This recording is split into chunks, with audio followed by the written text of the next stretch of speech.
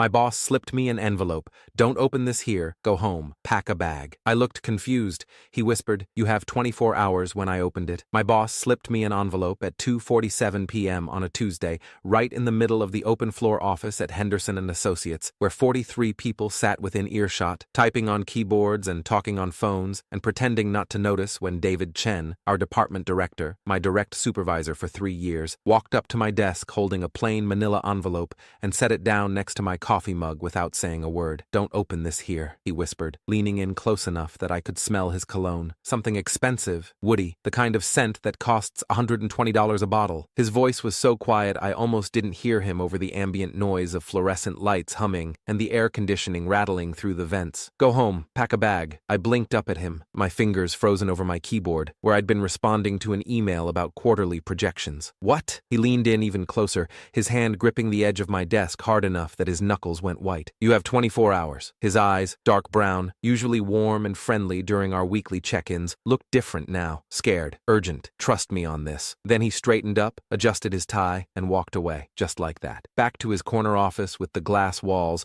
where he sat down at his desk and started typing like nothing had happened. Like he hadn't just delivered what felt like a threat or a warning or something I couldn't begin to process. The office buzzed around me, phones ringing, keyboards clacking, my coworker Jessica 2 desks over laughing at something on her screen, someone in the break room running the coffee maker, everything normal, everything mundane, everything exactly as it had been 60 seconds ago before my world tilted sideways. I stared at the envelope. Plain manila, 9x12, nothing written on the outside, sealed with the kind of metal clasp that makes a soft clicking sound when you open it. I held it all day, through 3 more emails, 2 conference calls, a meeting about the Morrison account that I barely participated in because my brain was somewhere else entirely. My palms sweated. The envelope sat on my desk like a bomb, and everyone who walked past my workstation felt like they were staring at it, noticing it, wondering why I hadn't opened it. By 4:47 p.m., 1 hour before end of day, I couldn't take it anymore. I grabbed the envelope, told Jessica I was going to the bathroom, and practically ran down the hallway to the women's restroom on the 3rd floor, locked myself in the handicapped stall, sat on the closed toilet seat with the envelope in my shaking hands, tore it open. Inside was a single piece of paper, white printer paper, the cheap kind we used for internal memos, typed in 12-point Times New Roman, centered on the page, 1 line. They're coming for you. My heart slammed against my ribs so hard I thought it might crack bone. The fluorescent lights above me flickered. Someone walked into the bathroom, heels clicking on tile, running water at the sink. I sat frozen, reading that sentence over and over. They're coming for you. Who? Why? Coming for what? I pulled out my phone, iPhone 12, cracked screen I'd been meaning to fix, and saw 3 missed calls from HR. From Helen Rodriguez, the HR director who only called when something was seriously wrong, and 1 missed call from a private number that hadn't left a voicemail. The bathroom door opened again. Sarah? Sarah Taylor? Are you in here? My stomach turned to ice. It was Helen's voice, looking for me. Sarah, I know you're here. We need to talk. Please come to conference room B. Conference room B, the firing room. Everyone in the company knew it. Small conference room on the 2nd floor with frosted glass walls, no windows to the outside. The place where people went in employed and came out carrying cardboard boxes. I flushed the toilet even though I hadn't used it, unlocked the stall, tried to compose my face into something normal. Helen stood by the sinks, mid-50s, gray suit, reading glasses on a chain around her neck, the kind of woman who'd perfected the art of looking sympathetic while destroying your career. There you are, she said with that fake smile HR people practice. We need to discuss something. Conference room B. Now please. What's this about? My voice came out steadier than I felt. We'll explain everything in the meeting. Translation. I'm not telling you anything until you're trapped in that room. I followed her downstairs,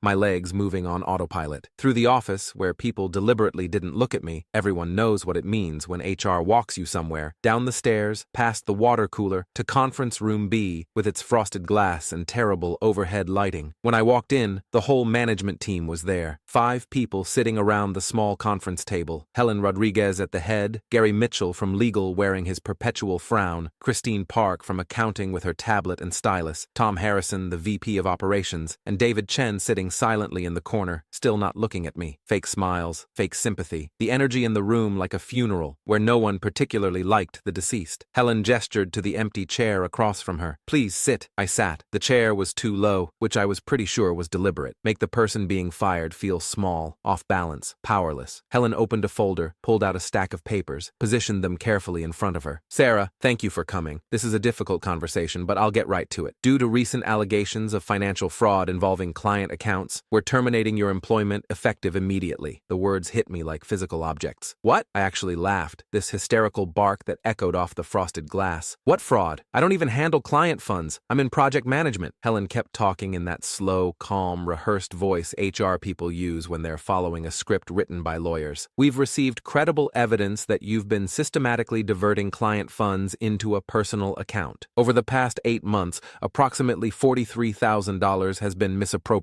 This constitutes gross misconduct and potential criminal activity. You're out of your mind. My hands were shaking now, pressed flat against the table. I have never, not once, touched client money. I don't have access to financial systems. Check my credentials, check my login history. Gary from legal slid a folder across the table. These are bank statements showing deposits to an account in your name. Account number ending in 7743. Your signature on the authorization forms. I opened the folder with numb fingers. Bank statements from Chase Bank. Account holder, Sarah J. Taylor. My social security number. Deposits every 2 weeks for 8 months. $500 here, $200 there, $800, $3,000. Amounts that added up to $43,127 according to the highlighted total at the bottom. My signature at the bottom of each transfer authorization. Except I'd never signed these. I'd never seen this account. This wasn't mine. This isn't my signature, I said, my voice rising. I've never opened this account. Someone forged. The handwriting analysis says otherwise, Gary interrupted. We had a forensic document examiner compare these signatures to your employment contracts, your direct deposit forms, your expense reports. It's a match. I turned to David, who'd been silent this entire time, staring at the table like it held the secrets of the universe. David, you know me. 3 years I've worked for you. You know I didn't do this. He finally looked up. His jaw was tight. His eyes met mine for exactly 2 seconds before sliding away. You should go home, Sarah. Something in the way he said it. Not angry, not accusatory, but careful, deliberate, like he was trying to communicate something he couldn't say out loud. Trust me. The envelope, the warning, 24 hours. Fine, I said, standing up. My legs felt like water. I'll go home,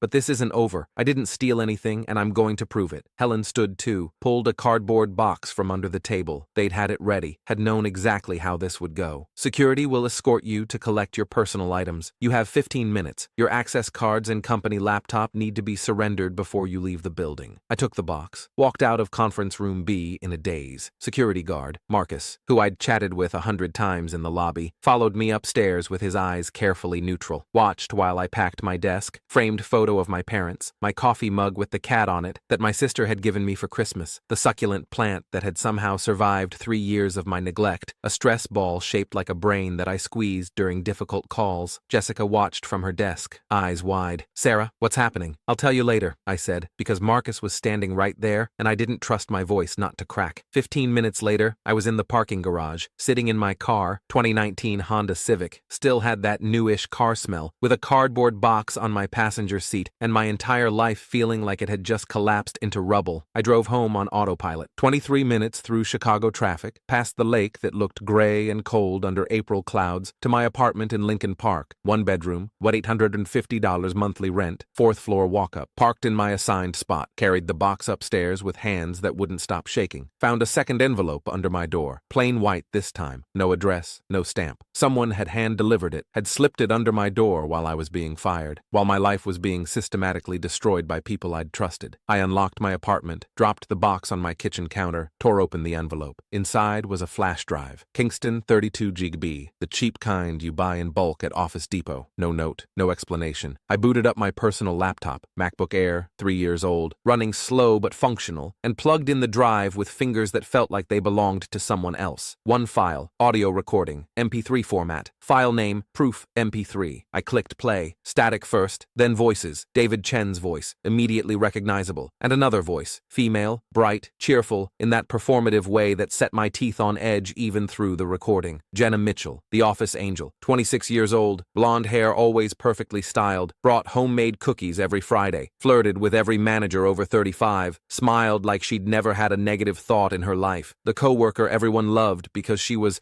so sweet and so helpful and such a team player. So it's done? Jenna's voice on the recording, laughing, not her professional office laugh, her real laugh, sharp and satisfied. She'll actually take the fall? The documents are perfect, David's voice. I switched the authorization forms last week, used the signatures from her expense reports, scanned them, printed them on the bank forms. By the time anyone looks close enough to notice their forgeries, she'll already be fired. My blood turned to ice in my veins. I sat frozen at my kitchen table, laptop screen glowing, that audio file playing evidence of my destruction. God, you're good at this, Jenna said. How long did it take you to set up the account? 3 weeks. Had to use her social, her address, make it look real enough that the bank wouldn't flag it. The deposits were easy, just redirected client payment processing through a backdoor in the accounting system. Small amounts, spread out, nothing that would trigger alerts. And she doesn't suspect anything? She's clueless. Perfect target. Works hard, keeps her head down, never questions authority. She'll be gone by end of day tomorrow, and I'll have full control of the Morrison account. $2.3 million budget, all the commission, all the credit. What about the money in the dummy account? We split it. $43,000 isn't bad for a few weeks of work. And once she's fired, there's no way she proves it wasn't her. The forensic examiner will confirm the signatures match because they do match. They're her actual signatures, just on forms she never actually signed. Jenna laughed again, that bright, cheerful sound that made my skin crawl. I can't believe this is working. She actually doesn't deserve this job anyway. She's been coasting for years on being reliable. Meanwhile, I've been here for 2 years doing twice the work. She doesn't deserve a lot of things, David said, and his voice had gone cold in a way I'd never heard before. This is just correcting an imbalance. The recording ended, just cut off mid-conversation, like whoever had been recording had run out of space or time or courage. I sat at my kitchen table and stared at my laptop screen until the screensaver kicked in. Photos from last summer's vacation to Colorado, me and my sister hiking Rocky Mountain National Park, back when my life made sense and people I worked with weren't actively destroying me. They'd set me up, David and Jenna, together, deliberately, methodically, had created a fake bank account, forged my signatures, stolen client money, built an entire false narrative about me being a thief, all so David could take control of my project and Jenna could, what? Get a promotion? Get recognition? Get revenge for some perceived slight I didn't even know I'd committed? And David had warned me, had given me that envelope, told me to go home, told me I had 24 hours, had sat in that conference room and watched them fire me, and then told me, with his eyes, with his tone, to trust him. He was covering his tracks, or setting me up for something worse, or he felt guilty and was giving me a chance to run before whatever came next. I didn't sleep that night, couldn't. My brain wouldn't shut off. I made coffee at midnight, at 2 a.m., at 4 a.m., paced my apartment until my downstairs neighbor pounded on the ceiling and yelled at me to stop. Listened to that recording 17 times, memorizing every word, every inflection, every piece of evidence of my own destruction. By 6 a.m., I'd made a decision. I wasn't running. I wasn't hiding. I was fighting back. I called my cousin Marcus, not the security guard. Different Marcus. This one was 32 and worked in IT security for a financial firm downtown. Owed me a favor from when I'd let him crash on my couch for 3 months after his divorce. Sarah, it's 6 in the morning. I need your help. Now. I'll buy you breakfast, but I need you here in an hour. He showed up at 7:14 a.m. with dark circles under his eyes and a laptop bag over his shoulder. I made him coffee, played him the recording, showed him the bank statements and documents from the firing. He listened without interrupting. Then he opened his laptop. Dell XPS, custom built, the kind of machine that probably cost more than my car, and said, "Let me see what I can find." For the next 6 hours, Marcus worked. Logged into systems I didn't understand, ran programs with names like Wireshark and Metasploit, traced digital breadcrumbs through Henderson and Associates network using credentials he absolutely shouldn't have had, but apparently did. "Your boss is smart," Marcus said around noon, eating the Thai food I'd ordered because we needed fuel and I couldn't think about cooking. "But he's not as smart as he thinks. Look." He turned his laptop toward me, screen filled with what looked like financial transactions, timestamps, user IDs. "This is Henderson's internal payment processing system. See these transfers? $500 on January 15th, $200 on January 29th, $800 on February 12th, all the amounts that showed up in that fake account under your name.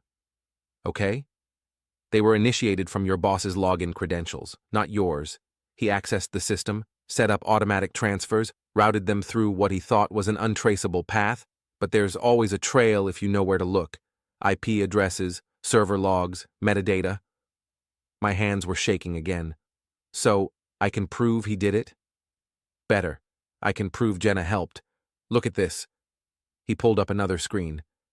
Email exchanges between them going back 8 months. Encrypted, but badly. They were using the company email system to coordinate, which is monumentally stupid. Meet me after work to discuss the ST situation. Phase 2, ready for Morrison account. Signatures confirmed authentic. Forensic examiner won't find discrepancies. ST. Sarah Taylor. Me. They'd been planning this for 8 months. But wait, there's more, Marcus said with a grim smile. Because your boy David isn't just a fraud, he's also terrible at covering his tracks. He didn't just frame you for $43,000. He's been skimming from client accounts for 3 years, small amounts, spread across multiple accounts, always under the threshold that would trigger automated audits. Total, I'm seeing approximately $340,000. The number hit me like a punch. He stole $350,000? From clients, from Henderson and Associates, and he was going to pin it all on you if anyone ever noticed. You were the fall guy, not just for this one thing, but for everything. I stood up, paced my apartment, looked out my 4th-floor window at Lincoln Park below. People walking dogs and jogging and living normal lives where their bosses weren't sociopathic criminals. What do? Marcus closed his laptop. You have evidence now. Recordings, forensic data, email trails. You call a lawyer, get everything documented properly, establish chain of custody, then you burn them down. I called Sarah Chen, no relation to David, despite the shared last name.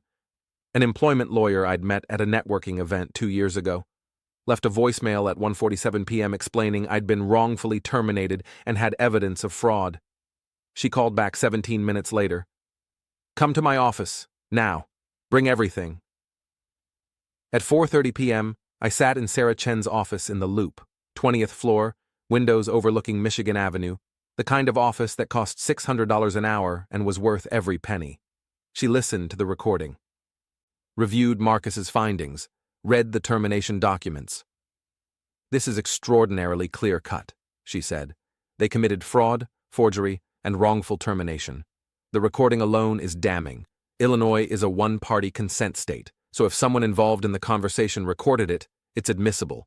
The financial forensics seal it. What do? Monday morning, Henderson and Associates is having their monthly all-hands meeting. Every employee, every manager, the CEO.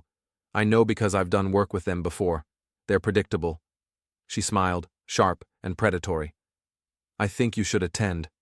I'm fired. Security won't let me in. You're not fired. You're on administrative leave pending investigation of allegations you haven't had the opportunity to refute. That's what I'm going to argue if they try to stop you. And I'll be with you. Monday morning came with spring rain that made Chicago's streets smell like wet concrete and exhaust. I wore my best suit, charcoal gray, the one I'd bought for my last promotion that now felt like it belonged to a different life. Met Sarah Chen in the lobby of Henderson and Associates at 8:47 a.m. Ready? She asked. No, but let's do it anyway. The all-hands meeting was in the large conference room on the 5th floor, space for 80 people, projector screen at the front, CEO James Henderson standing by the podium looking grim.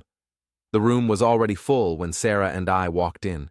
People turned, stared, whispered. David Chen saw me, and his face went white.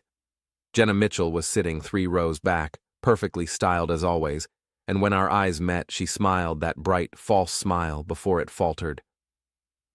Security started toward us, but Sarah held up her hand, showed her attorney credentials. My client has a right to address allegations made against her character and professional reputation. If you'd like to forcibly remove her, I'll be filing an additional lawsuit for violation of her rights. James Henderson looked confused. What's going on? Sarah Taylor? You were terminated last week. Wrongfully, I said. My voice carried across the room, steady and clear. But before you continue your meeting about the serious breach of trust you mentioned in your company-wide email this morning, you might want to hear what I have to say. Henderson looked at Helen Rodriguez from HR. She shrugged helplessly. 5 minutes, Henderson said. Then security removes you. I walked to the front of the room, pulled out my laptop, connected it to the projector system. Sarah stood beside me, her presence a promise that everything I was about to do was legal and protected. My name is Sarah Taylor. I worked in project management for 3 years. Last Tuesday, I was terminated for allegedly stealing $43,000 from client accounts. I pulled up the first slide, bank statements showing the fake account. These documents were presented as proof. My signature, my social security number, my account. Murmurs through the room. David was staring at his shoes. Jenna had stopped smiling. Except I never opened this account. Someone forged my signatures, used real signatures from my expense reports and scanned them onto fake bank documents. Next slide. The forensic comparison Marcus had prepared, showing how the signatures were identical because they were literally photocopied. This isn't sophisticated forgery, it's copy-paste. Louder murmurs. Henderson was leaning forward now, paying attention. The person who did this was very careful, covered their tracks, used my credentials, my information, built a perfect case against me. I paused. But they made one mistake. They told someone about it. I hit play on the audio file. The recording filled the room. David and Jenna's voices, clear and damning, discussing how they'd framed me, how they'd forged documents, how they'd stolen money and planned to make me take the fall. The room erupted. People standing, exclaiming, pointing at David and Jenna. Henderson's face went from confused to furious in the space of 3 seconds. Wait, David stood up. That recording is fake. It's edited. You can't. It's authenticated, Sarah said calmly. Forensically verified by 2 independent experts. And before you claim it was taken out of context, we have the full 18-minute recording and written transcripts. I pulled up the next slide. Marcus's financial analysis. But that's not all. Because while David Chen was busy framing me for $43,000, he was actually stealing $340,000 from Henderson and Associates over 3 years. Small transfers from client accounts, always under $5,000 to avoid audit triggers, routed through shell accounts, converted to cryptocurrency, then back to cash. Silence now. Complete, total silence. Henderson grabbed the podium like he needed it for support. How do you have this information? Forensic IT analysis. All of it documented, time-stamped, ready for law enforcement review. I looked directly at David. You were good, but not good enough. Security was moving now, but not toward me. Toward David and Jenna. Henderson had given them a signal. Subtle, just a nod, but clear. No, wait, this is entrapment. She can't just... Jenna stood up, tried to push past people in her row. Sit down, Henderson said, his voice like ice. Both of you, don't move, don't speak. Security, ensure they stay until the police arrive. He pulled out his phone, dialed. I need officers at Henderson and Associates, 5th floor, corporate fraud investigation. Yes, I'll hold. I unplugged my laptop, stepped back. Sarah touched my arm gently. Well done, she whispered. David was staring at me with this expression of betrayal that would have been funny if it wasn't so pathetic. Like I was the one who'd done something wrong by not quietly accepting being destroyed. Henderson hung up the phone, looked at me. Ms. Taylor, I owe you an apology. Multiple apologies. For the wrongful termination, for the failure to properly investigate, for the damage to your reputation and career. You can apologize formally in writing, Sarah said before I could respond. Along with her back pay, compensation for damages, and a significant settlement to avoid the lawsuit we're prepared to file. Henderson nodded slowly. Of course. Whatever Ms. Taylor requires. The police arrived 12 minutes later. 2 officers from the Financial Crimes Unit, Detective Lisa Martinez and Detective Robert Chang, both carrying tablets and looking like they'd seen this kind of thing before and were tired of corporate fraud. They arrested David and Jenna right there in the conference room. Read them their rights while 80 employees watched in silence. David tried to explain, to justify, to somehow talk his way out of handcuffs and reality. Jenna cried, loud, dramatic sobs that might have worked on the managers she'd been flirting with but didn't move Detective Martinez at all. You have the right to remain silent, Martinez said flatly. I suggest you use it. They were led out past me. David stopped, met my eyes one last time. That envelope, he said quietly. I was trying to warn you. I wasn't trying to. You weren't trying to destroy me? I asked. Because the recording says otherwise. I felt guilty. At the end, I tried to give you a chance to what? Run? Hide? Let you get away with it? I shook my head. You gave me 24 hours. I used them to build a case. Thanks for the head start. They took him away. The meeting dissolved into chaos. People crowding around me with questions, apologies, shocked reactions. Henderson trying to restore order, HR looking like they wanted to disappear through the floor. Sarah and I left together, took the elevator down to the lobby where spring rain was still falling on Michigan Avenue. What happens now? I asked. Now? She smiled. Now you decide what you want. Your job back, they'll offer it. A settlement large enough that you never have to work here again, they'll offer that too. Whatever you choose, you have leverage. I thought about it. About walking back into that office every day, seeing the people who'd been ready to believe I was a thief, working for a company that had fired me based on forged documents without a real investigation. I want the settlement, I said, and a reference letter so glowing it could light up Chicago, and I want them to admit publicly that I was wrongfully terminated. Done, Sarah said. I'll have the terms drafted by end of day. 3 weeks later, I received a check for $280,000, 6 months severance, back pay, damages, and a confidentiality agreement I didn't sign because I wanted the right to tell my story.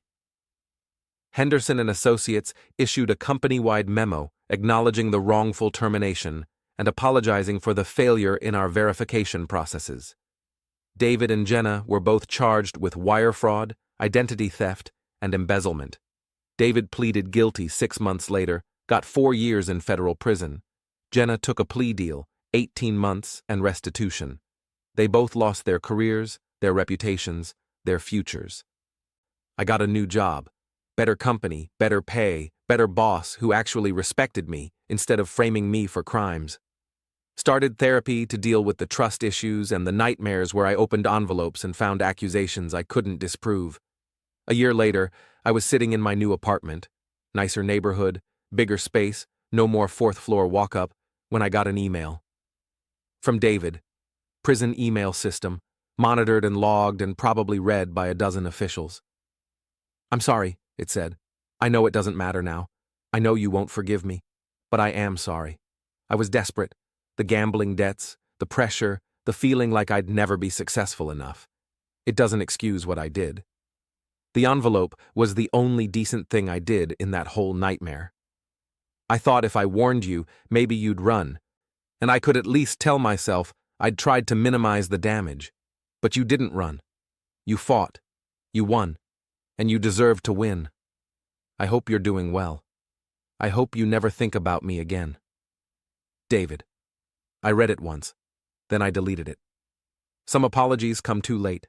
Some damage can't be undone with words in an email sent from a prison in rural Illinois. Some betrayals are too calculated, too complete, too thorough to forgive. But I'd won. I'd taken his 24-hour warning and turned it into ammunition, had used his guilt against him, had exposed his crimes, had ensured that everyone who'd been ready to believe I was a thief now knew the truth. The envelope he'd slipped me had said, "They're coming for you." He'd been right. They had come, but I'd been ready, and when it was over, I was the one still standing.